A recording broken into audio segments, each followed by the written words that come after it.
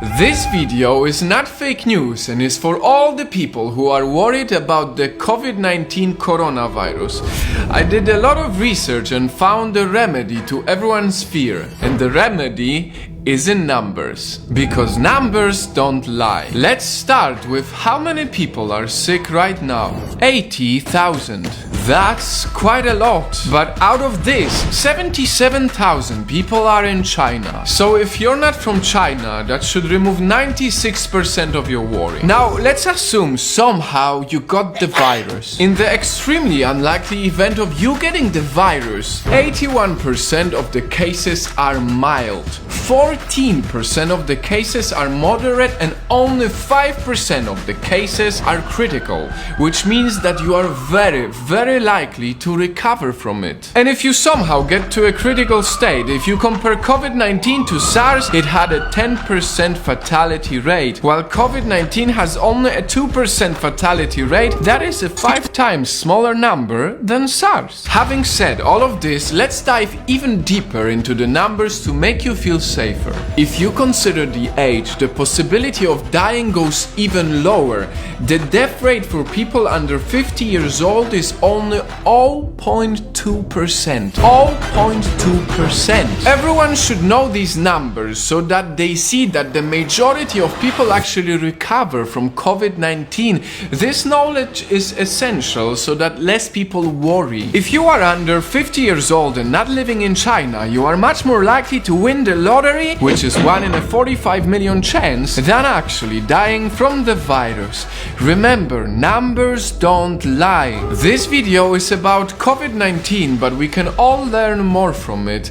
A life lesson. Let's take one of the worst days so far, February 10th, when 108 people, mainly from China, died from the virus. This is a horrible, very high number, but on the same day, cancer killed 26,283 people. Heart disease killed 24,641 people. Diabetes killed 4,300 people. And suicide on that day took 27.7 times more people than COVID-19. The lesson here for us is to cherish our lives every single day, because truth is we never know what can happen to us.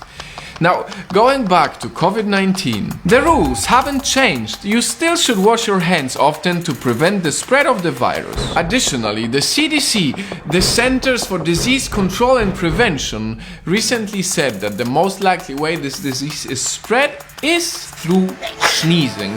So you are still most likely to prevent the extremely unlikely event of getting sick by staying away from crowds. And last but not least, perhaps the most misinformed aspect, masks. This is coming from CDC as well. The people who are not sick do not need masks at this time. I said it in my last video. The main purpose for the mask is if you feel like you might be sick and don't want to risk sneezing on other people. Whew. I did a lot of research. This is a lot of facts and numbers, but they are important. As of 24th of February, there is no reason to panic. If there's anything we can do is to use COVID-19 as a reminder to care for our lives always, and not only when we're afraid. Because a bad diet, driving while drunk or smoking is thousands of times worse than any coronavirus. Before I end this video, I want to touch one last topic that's very important to me: racism.